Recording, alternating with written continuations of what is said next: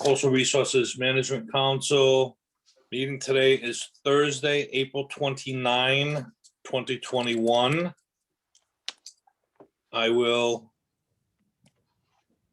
Actually, is Ryan here to do his intro?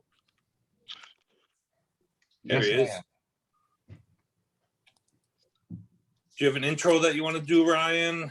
I can certainly do that, Mr. Chair. Okay.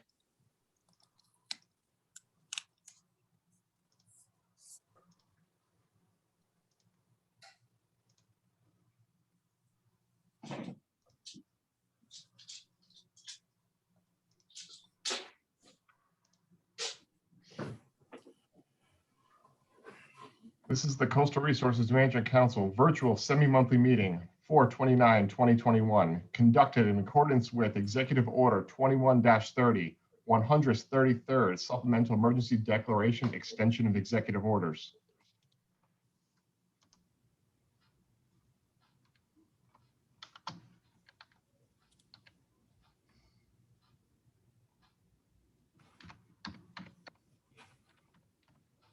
Slideshow froze. If you're having problems with your computer audio, use the call-in numbers for this meeting. I will also post the chat box, the meeting numbers, the password, and the phone numbers to call in.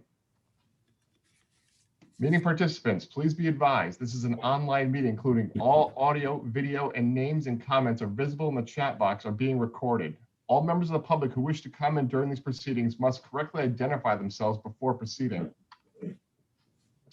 Council members, applicants, and CRMC staff, please turn your video on. Do not use the phone and computer audio at the same time. Raise your hand or use the raise hand button to be recognized by the chair. Identify yourself by full name. Members of the public, please keep your video off. Mute your microphone when not speaking. Use the raise hand function to be recognized by the chair. Wait to be recognized by the chair and unmuted by the moderator to I speak. Identify yourself by first and last name. For those listening on the phone, please press *9 or use the raise hand function to be recognized by the chair. Thank you, Mr. Chair.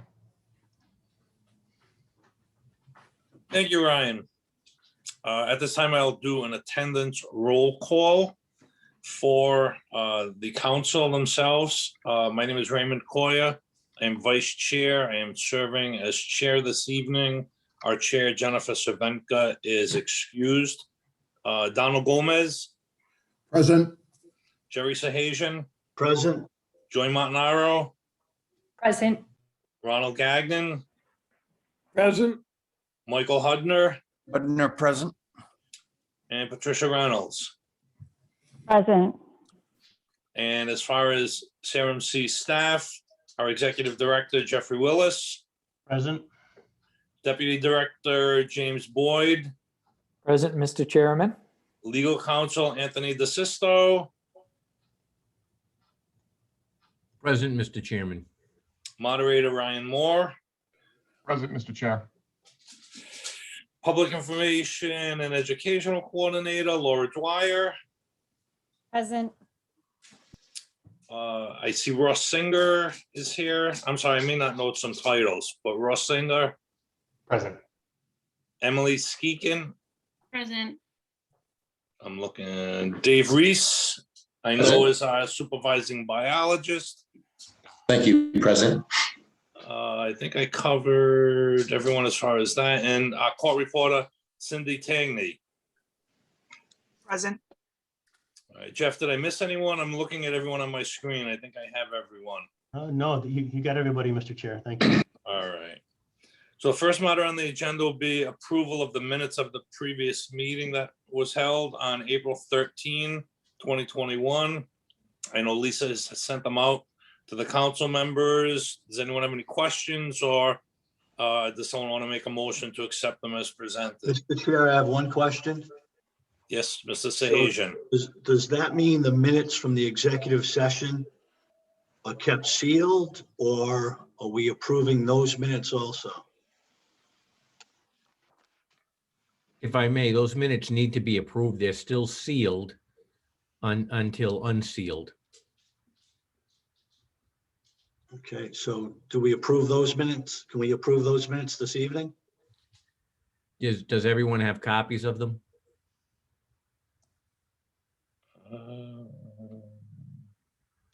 Looking to see if, were they sent out? No, they weren't. No. Okay, I'll make sure that they get sent out for your next meeting so that they can be approved. Okay, and then But how they do do we need to be unseal? approved. That's the answer to your question. Okay, and how do we unseal them? That's by motion, and it's when the matter is over. Okay, thank you. All right, so what we have before us right now are the minutes from the regular council meeting of April 13, 2021. Someone want to make a motion to approve those as presented? So moved. Motion been made by Mr. Sahajian. Is there a second? Second, Mike Hudner. Mike Hudner seconds it. I'll do a roll call to approve it. Raymond Coy and myself, I vote aye. Donald Gomez, Aye. Jerry Sahajian, Aye. Joy Montanaro, Aye. Ronald Gagnon, Gagnon, aye. Michael Hudner, Hudner, aye. Patricia Reynolds. Aye. All right, the minutes have been approved. Subcommittee reports. Jeff, anything? Actually, there are no subcommittee reports. Mr. Boyd, I don't believe you have a subcommittee report. That's correct, Mr. Director. There's no subcommittee reports this evening. Okay. Staff reports. Jeff? I do have staff report, Mr. Chairman. Thank you. And you have recognized Emily Skeen of the CRMC staff. She was just started as a coastal policy analyst this past Monday. So I wanted to welcome her to the council. And thank you for her introduction earlier. Also, I would like to let you know of a couple of matters. Most of my staff reports these past several months have talked about the Block Island cable matter. As you know, that there's been some daylighting of the export cable to and from the island from the wind farm that National Grid and Ørsted have been under a CRMC order to rectify. That work has been ongoing and is still on track to be completed sometime next month. And right now, Ørsted has completed their work to remove as much as they can of the cable that went from the farm to the island. There have been some issues on that removal that we and our partners at DEM are working with to rectify. National Grid is now doing their part on their cable that leaves the island to the mainland. And we also are working with National Grid, basically both parties together, to make sure that the order is followed and any impacts from that work are minimized and restored. So I will keep you up to speed on that project as it progresses. Along the wind farm notes, as you all know, we've been working with the South Fork Wind Project out of Ørsted and are coming down to a decision deadline.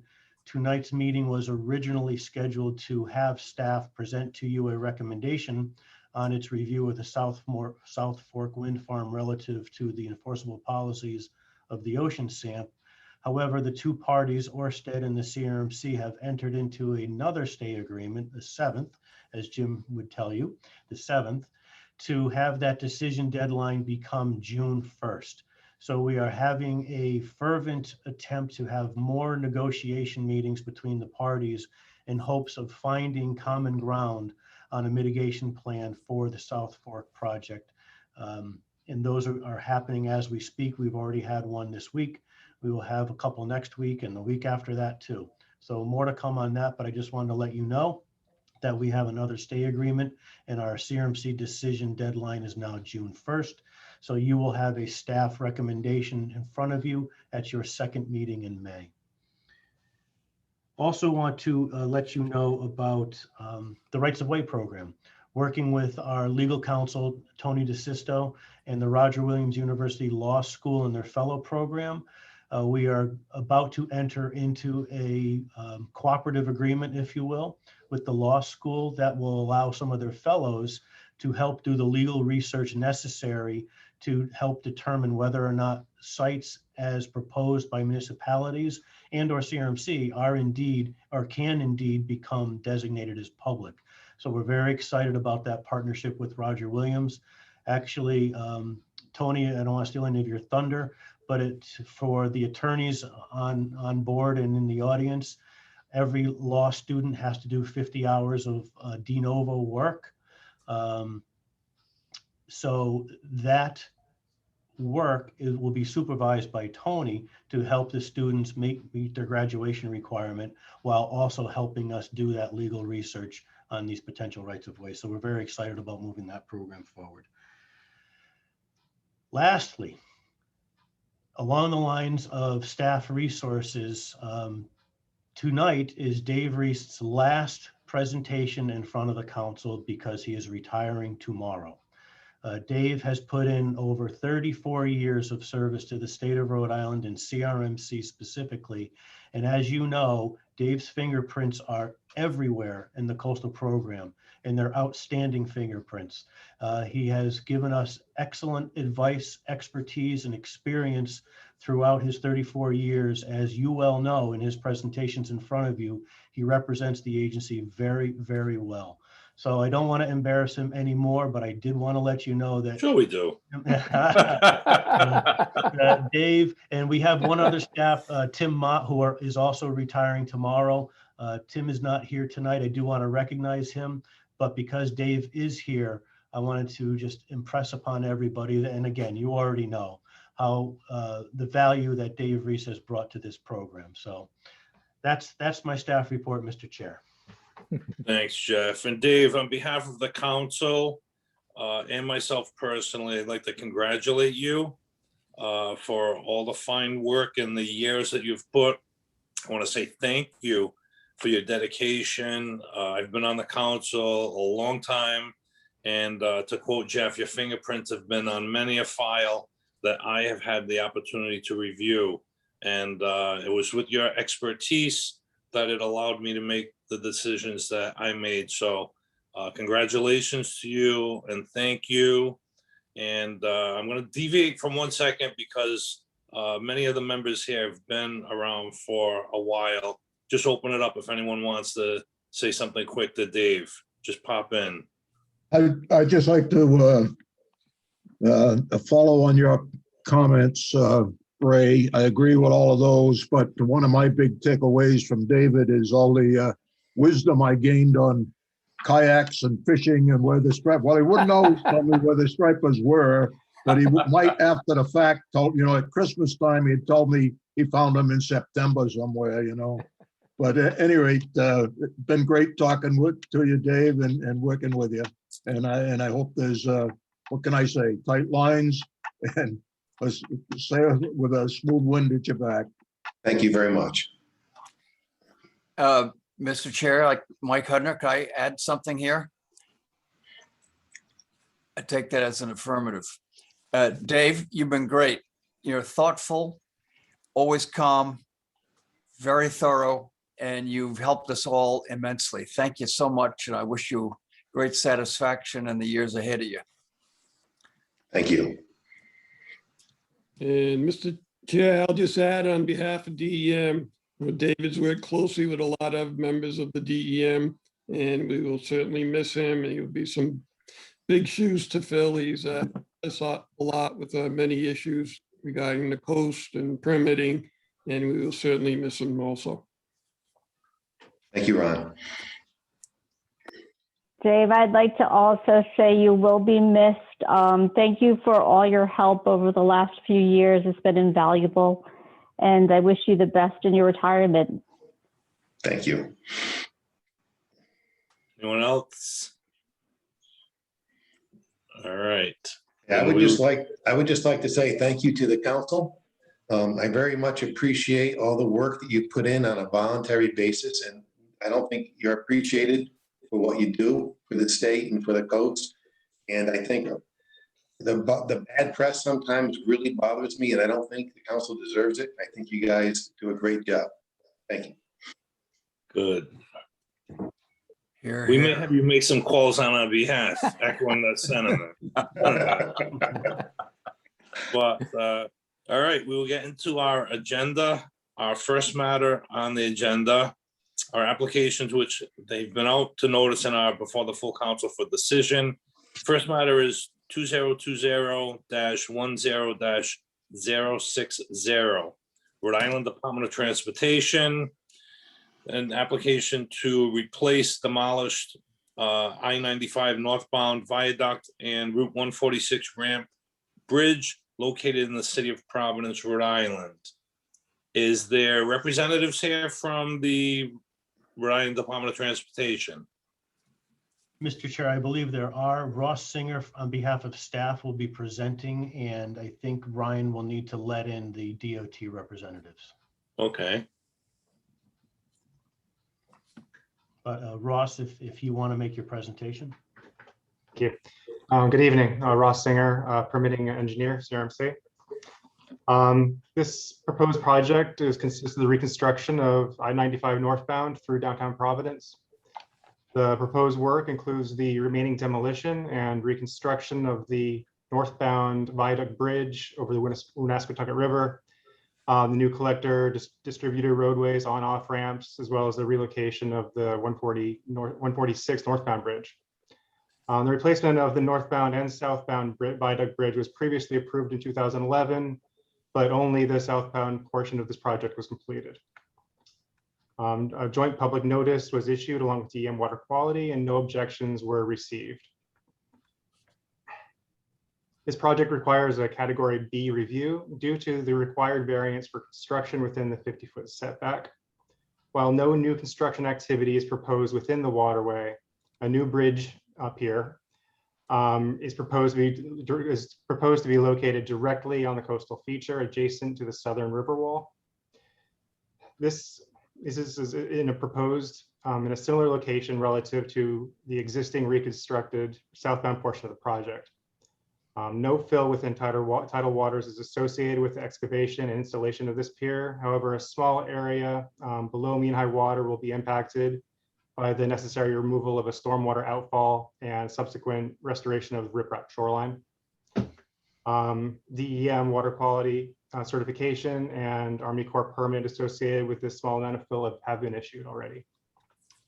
You can see a picture of this area on page 3 of the agenda if you want to see.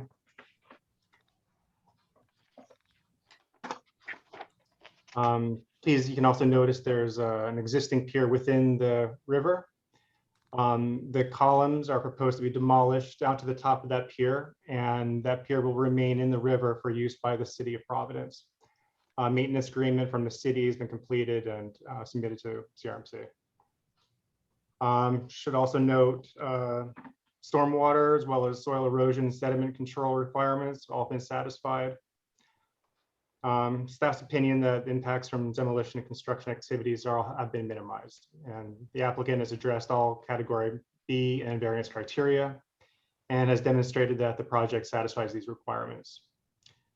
Staff supports the issuance of a variance considering the importance of this as vital infrastructure. Staff recommends approval of this project. thank you, Mr. Singer. Any questions of Mr. Singer by council members at this time? Mr. Gomez? Yes, just on the additional stipulations, were those the same as what was in the original agreement, or are these new ones? There are some new stipulations. That from the original? From the original. Okay, I was just, and I'm particularly interested in the one on the heron, which was one of my favorite subjects. So at any rate, I just wanted to clarify that they were in the original one, which has been previously approved. Right, no, this is a separate work plan, and we worked with the androgynous dish program and came up with that stipulation. Thank you.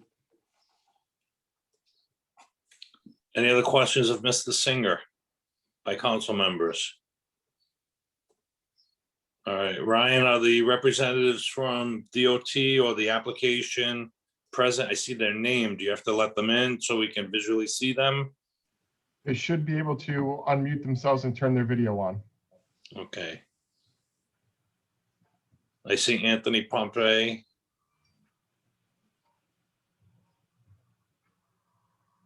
Anyone else, Mr. Pompey? Erica just came in.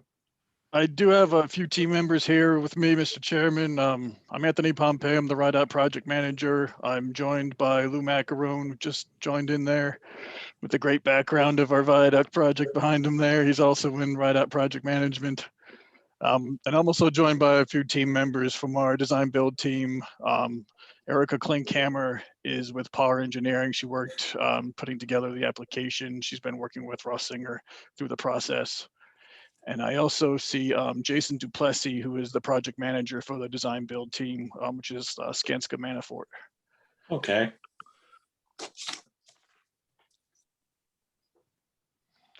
Tony, do you need to swear anyone in preparation? Well, who is going to be testifying? Mr. Pompey, that question, I guess, is to you. It is, yes. Yeah. So we don't actually have any presentation. We really were coming here to join. We knew Ross was making the presentation to the council, and then if the council had any questions that were better answered by myself or the design build team, we were here to answer any questions. But if there aren't any, we're certainly happy to. If there are questions, I'll swear in the witnesses. Mr. Chair, Yeah, who's that? Jerry Sahajian. Yep, Mr. Sahajian, yes. For discussion purposes, based on the record, the recommendation of staff, I move approval of the application. All right, let me just, for formality, just make sure, do any council members have questions of RIDA or any of their representatives? All right, seeing none, Mr. Sahajian has made a motion to approve the application. Is there a second? I'll second Ron Gagnon. Ron Gagnon seconds it. So a motion has been made and seconded to approve the application as presented based on and taking into consideration staff recommendations as was mentioned by Mr. Sahajian. So with that, motion has been made and seconded. I'll do a roll call as it relates to the motion. Mr. Gomez? Gomez votes aye. Mr. Sahajian? Aye. Ms. Montanaro? Aye. Mr. Gagnon? Gagnon, aye. Mr. Hudner? Hudner, aye. Patricia Reynolds? Reynolds, aye. And I too, Ray Coyer, vote aye. So the motion has been approved unanimously. So Mr. Pompey, the application has been approved by the council this evening. Thank you very much, Mr. Chairman. All right. Next matter, be safe, RIDA and your reps. Thank you. Next matter is Quonset Development Corporation application. It's a 5-year update on the public access plan for Quonset Davisville Port and Park. Who will be presenting this one on behalf of staff? Yes, Mr. Chairman, this is Dave Reitz. I will be presenting. All right, Mr. Reese. So in 2005, the council approved a comprehensive public access plan for the Quonset Business Park, such that individual commercial development projects did not need to apply individually, satisfy the public access requirements of Section 335 of the coastal program, which is now Section 1.3.6 with the recodification. Under the program, commercial developments along the shoreline do need to provide a public access plan. So what this plan did was to lump all that together into a master public access plan for the park, which alleviated that requirement for individual commercial developments.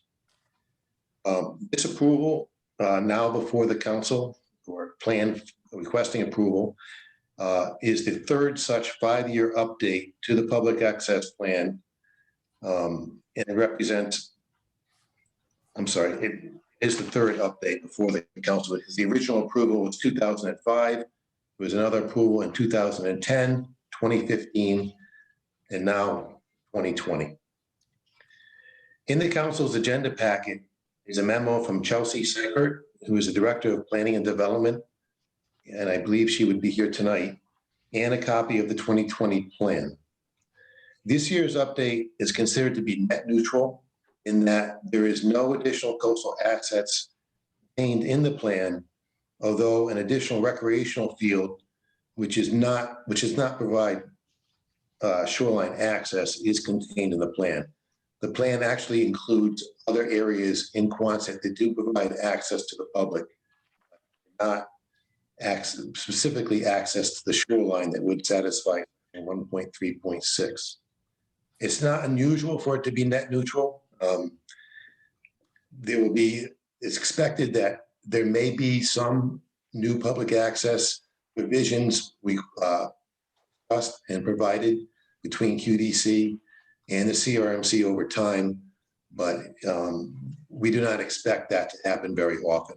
Basically, the original plan contains a sufficient and a significant number of public access areas for the Quonset Wetland Park. On that basis, the staff recommends approval of the 2020 plan with the same two stipulations that have carried forward through the other renewals that indicate it needs to be relooked at every 5 years, and that the CRMC and QDC will discuss additional public access plans when needed or when available.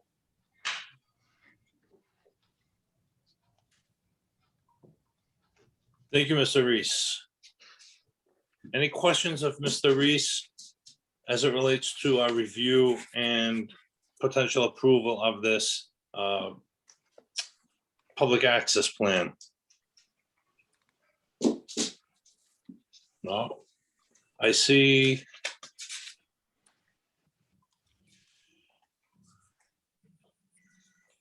A second. I see Chelsea Seifert is here on behalf of the Quonset. Anyone else here on behalf of the application, Ms. Seifert? It should just be me. Okay. Anything that you'd like to add to what Mr. Reese had indicated or presented? Nope. Good evening, Mr. Chair and council members. I do not have anything to add. We didn't change very much in the plan this go around. Like Mr. Reese said, we added a recreational field that's not coastal. We actually removed the Quonset Air Museum, which is also not coastal, but it was demolished because the building was in poor condition, so that came out. But other than that, all of the coastal access remains the same level of service, same parking, same everything else. We did in this go around, if you've looked at the plan, we tried to bring it up to modern formatting and date with aerial photos that are recent, just so that everyone can get a sense of what's going on at the park. So we did a little bit there were some changes relative to formatting and photos and mapping, but nothing really that should affect the public's access to the coast at the park. Okay, thank you. Any questions of Ms. Seifert from council members? Just one quick question. Ron Gagnon. Yeah, Mr. Gagnon, and I just want to jump in 1 second. Tony, if a question is posed and now an answer is going to be answered, do we need to swear in Chelsea? You do not. Okay. Go ahead, Mr. Gagnon. Yeah, just wanted to know if there are any opportunities left within the industrial park to provide any more access, or are you pretty much kind of limited in not having any space left anymore? Yeah, we're pretty well developed along the coastline. So as you know, we have the 4 public beaches that are have public access. The airport takes up a lot of our coastline. We have the Port of Davisville, the working waterfront down in Quonset. So there's not much left that's undeveloped or even could be tweaked along the coastline. We have a parcel, I think, that's under CRMC review that's sort of in the Allen's Harbor area, but we are proposing a pretty large buffer there, which wouldn't provide for public access. But other than that, that's pretty much the last coastal parcel that we have for development in the park. Thank you. Any other questions of Ms. Seifert? All right, we've heard from Mr. Reese as it relates to his recommendation on behalf of CRMC. Ms. Seifert has answered any questions posed to her. Does anyone want to make a motion as it relates to the application before us? Mr. Chair, I'll make a motion. Mr. Sahajian, please. Based on Mr. Reese's last presentation before the council, indicating that the application met all the standards and his recommendation of approval. I move the application. Thank you. Mr. Sajan has moved to approve. Is there a second? Hudner, second, with great Mr. Hudner pleasure. has- Mr. Hudner has seconded. Any discussion? Hearing none, I'll poll the council. Mr. Gomez, Gomez, aye. Mr. Sahajian, Aye. Ms. Montanaro, She's on mute. she's raising her hand, aye, and I can see her mouthing aye. Does that work, Tony? Aye. Oh, there she goes. All right. Mr. Gagnon, Gagnon, aye. Mr. Hudner, Hudner, aye.